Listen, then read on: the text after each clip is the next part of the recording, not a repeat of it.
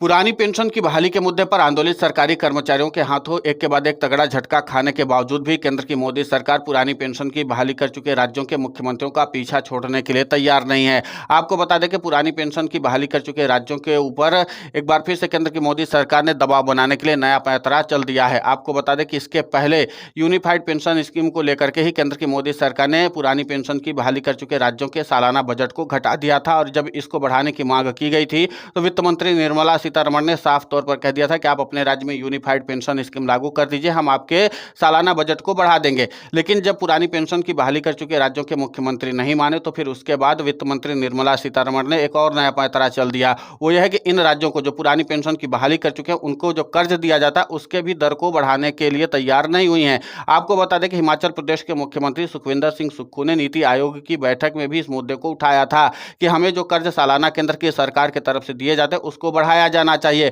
वो सिर्फ 2% बढ़ाने के लिए मांग कर रहे थे, लेकिन केंद्र की मोदी सरकार उसके लिए भी तैयार नहीं हुई। अब उसके बाद वित्त मंत्री निर्मला सीतारमण से सुखविंदर सिंह सुक्खू ने व्यक्तिगत तौर पर मुलाकात करके इस मांग को रखा। वित्त मंत्री निर्मला सीतारमण ने फौरन कहा कि आप अपने राज्य में यूनिफाइड पेंशन स्कीम लागू कर दीजिए, हम सीधे तौर पर आपको 2% तो क्या 10%, 20% भी बढ़ा करके दे देंगे। इसी के साथ उन्होंने ये भी बताया कि हम आपके सालाना जो कर्ज है उसको तो बढ़ाएंगे ही बढ़ाएंगे, जो सालाना बजट केंद्र की सरकार की तरफ से दिया जाता है उसको भी हम बढ़ा देंगे। यानी कुल मिलाकर के केंद्र की मोदी सरकार की लड़ाई सीधे सीधे पुरानी पेंशन की बहाली को लेकर के है और केंद्र की मोदी सरकार आर या पार की लड़ाई लड़ने के लिए पहले से ही तैयार बैठी हुई है, और खासकर उन राज्यों में जहां पर पुरानी पेंशन की बहाली हो चुकी है। लेकिन यहां पर एक बात और गौर करने वाली है, यह पुरानी पेंशन की बहाली वाले राज्यों को लेकर के केंद्र की मोदी सरकार का सौतेला रिश्ता कोई आज से नहीं है। आपको बता दें कि केंद्र की मोदी सरकार की तरफ से जब यूनिफाइड पेंशन स्कीम का गजट तैयार किया गया था तो इन राज्यों को भी भेजा गया था जहां पर पुरानी पेंशन की बहाली हो चुकी है। इन राज्यों के मुख्यमंत्रियों ने सीधे तौर पर केंद्र की मोदी सरकार की तरफ से भेजे गए बजट को वापस लौटा दिया था,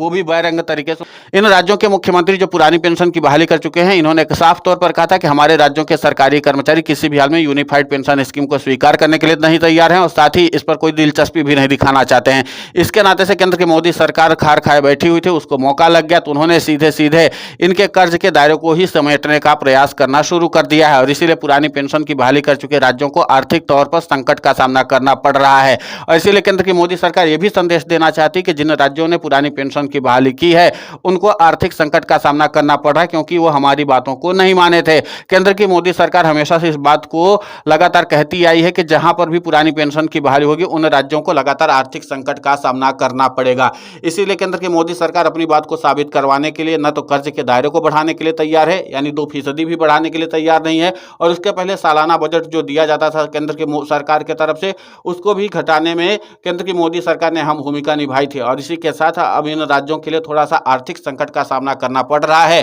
और इसीलिए हिमाचल प्रदेश के मुख्यमंत्री सुखविंदर सिंह सुक्खू ने वित्त मंत्री निर्मला सीतारमण से मुलाकात करके इस मांग को रखा था। लेकिन वित्त मंत्री निर्मला सीतारमण ने अपना रुख साफ तौर पर बता दिया कि अगर आप अपने राज्य में यूनिफाइड पेंशन स्कीम को लागू करते हैं तो हम सीधे तौर पर आपके कर्ज के दायरे को भी बढ़ाएंगे और सालाना बजट को भी बढ़ा देंगे, और अगर आप अपने राज्य में यूनिफाइड पेंशन स्कीम को लागू नहीं करते हैं तो फिर हम आपको किसी भी तरीके से आर्थिक सहयोग करने के लिए तैयार नहीं होंगे। हालांकि यूनिफाइड पेंशन स्कीम को लेकर के हिमाचल प्रदेश के मुख्यमंत्री सुखविंदर सिंह सुक्खू ने नीति आयोग की बैठक में भी अपने आपत्तियां दर्ज कराई थी। उन्होंने कहा था कि हमारे ऊपर दबाव बनाया जा रहा है, लेकिन साथ ही उन्होंने अपने बजट की बात भी कही थी कि हमें आर्थिक संकट का सामना करना पड़ रहा है, आप हमारे कर्ज के दायरे को बढ़ा दीजिए, जो सालाना कर्ज दिया जाता है सरकार की तरफ से, जो केंद्र की सरकार की तरफ से दिया जाता है। और इन सब के बावजूद भी केंद्र की मोदी सरकार की तरफ से इस मामले पर कोई खास ध्यान नहीं दिया गया है। अब माना जा रहा है कि जिस तरीके से केंद्र की मोदी सरकार पुरानी पेंशन की बहाली कर चुके राज्यों के साथ सौतेला व्यवहार कर रही है, उसके नाते से आने वाले समय में इन राज्यों को आर्थिक तौर पर निश्चित तौर पर संकट का सामना करना पड़ जाएगा। अब देखना होगा कि इस तरीके से केंद्र की मोदी सरकार कब तक इन राज्यों के ऊपर दबाव बना पाती है और क्या इस तरीके के दबाव के बाद जो पुरानी पेंशन की बहाली कर चुके राज्यों के मुख्यमंत्री का यूनिफाइड पेंशन स्कीम को स्वीकार करते भी हैं या नहीं, क्योंकि यूनिफाइड पेंशन स्कीम केंद्र की मोदी सरकार किसी भी हाल में लागू करवाना चाहती है,